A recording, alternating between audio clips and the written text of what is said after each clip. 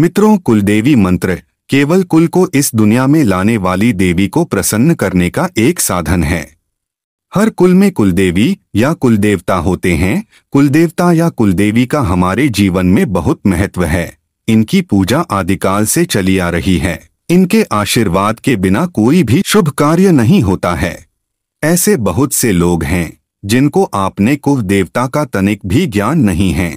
उनका कुल देवता कौन है उनको मालूम ही नहीं होता है। तो चलिए आज हम आपको कुल देवी या देवता कौन होते हैं इस विषय पर चर्चा करते हैं। मित्रों, कुलदेवी या कुलदेवता वह देवी या देवता हैं जो परिवार की रक्षा के लिए सदैव सुरक्षा घेरा बनाकर रखते हैं। एक सुरक्षा कवच की तरह परिवार के सभी सदस्य की रक्षा करते हैं। हम जो भी धार्मिक कार्य करते हैं उसका पुण्य या फल परिवार की रक्षा के लिए पहुंचाते हैं। यानी एक तरह से वह भगवान से संपर्क जोड़ने का काम करते हैं। कुलदेवी के आशीर्वाद से ही कुल वंश की उन्नति होती है। कुल देवी या देवता का स्थान घर में या फिर घर के बाहर भी होता है, जिनकी पूजा आपके परिवार वाले ही करते हैं। सभी लोगों की कुल देवी या देवता अलग अलग होते हैं। अब जानते हैं कि कुल देवता के रुष्ट होने से क्या घटित होता है। किस तरह हमें मालूम चले कि कुल देवता हमसे रुष्ट हैं। मित्रों, अगर आपके परिवार के कुल देवी रुष्ट या फिर कुल देवी की पूजा नहीं करते हैं तो घर के पूरे परिवार को कई परेशानियों का सामना करना पड़ता है।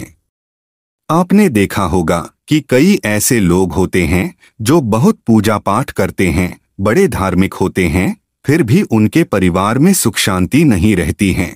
डिग्री प्राप्त करने के बाद भी बेरोजगारी, परिवार के सदस्यों के बीच लगातार झगड़े, अनावश्यक खर्च, कोई बचत नहीं, विलंबित और दुखी विवाह, बच्चों के जन्म में देरी और बच्चों में विकृति, इन सभी समस्याओं का सामना करना पड़ता है। और यह इस बात का संकेत है कि आपके कुलदेवता या देवी आपसे नाराज हैं। आपके ऊपर से सुरक्षा आभा हट गई है, जिससे नकारात्मक शक्तियां आप पर हावी हो गई हैं। फिर आप कितनी भी पूजा कर लें, कोई फायदा नहीं होगा। मित्र, दुख तो इस बात पर होता है कि आधुनिक युग के लोग इन बातों पर विश्वास नहीं करते। लेकिन फिर भी आपसे अनुरोध है कि आप अपनी कुलदेवी या देवी का पता लगाएं और उनके चरण कमलों की शरण लें और अपनी गलतियों की क्षमा मांगें, क्योंकि कुलदेवी हमेशा हमारे परिवार की रक्षा करती हैं, चाहे हमारे ऊपर कितनी भी विघ्न क्यों न आने वाली हों। कई लोग ऐसे होते हैं जो अपनी कुलदेवी को नहीं जानते और कुछ ऐसे भी होते हैं जो कुलदेवी को तो जानते हैं लेकिन उनकी पूजा या साधना को नहीं जानते।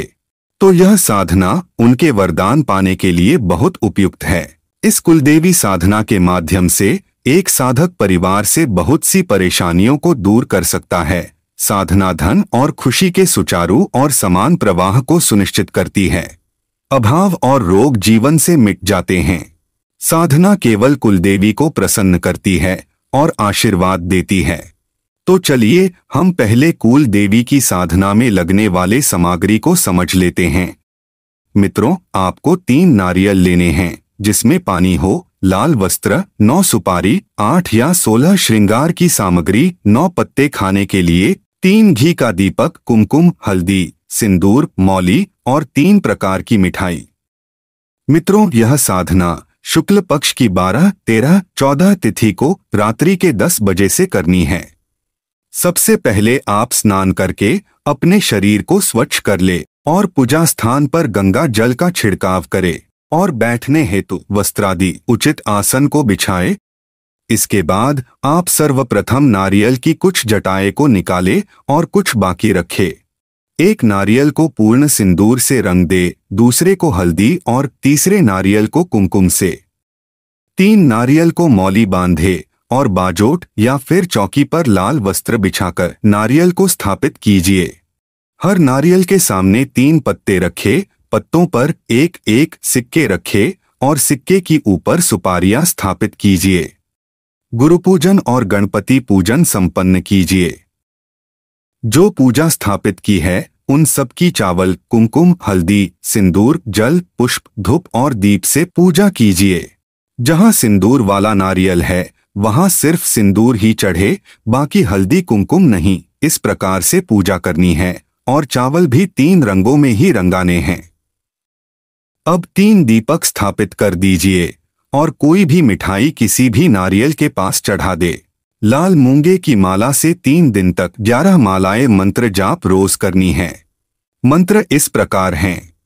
ओम ह्रीम श्रीम कुलेश्वरी प्रसीद प्रसीद ऐं नमः। इस पूजा में चाहें तो दुर्गा जी अथवा काली जी का मंत्र जप भी कर सकते हैं, किंतु साथ में तब शिव मंत्र का जप भी अवश्य करें। साधना समाप्ति के बाद प्रसाद परिवार में ही बांटना है। श्रृंगार पूजा में कुलदेवी की उपस्थिति की भावना करते हुए चढ़ा दे और मां को स्वीकार करने की विनती कीजिए। साधना समाप्ति के बाद 3 दिन बाद सारी सामग्री जल में परिवार के कल्याण की प्रार्थना करते हुए प्रवाहित कर दे।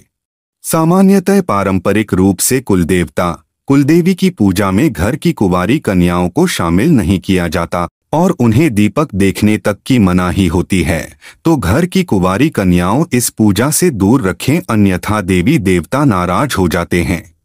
साधना समाप्ति के बाद सहपरिवार आरती करे तो कुलेश्वरी की कृपा और बढ़ती है। मित्रों, अगर यह जानकारी आपके लिए तनिक भी सहायक सिद्ध हुआ हो तो वीडियो को लाइक करके कमेंट में अपने कुलदेवता का नाम जरूर बताएं।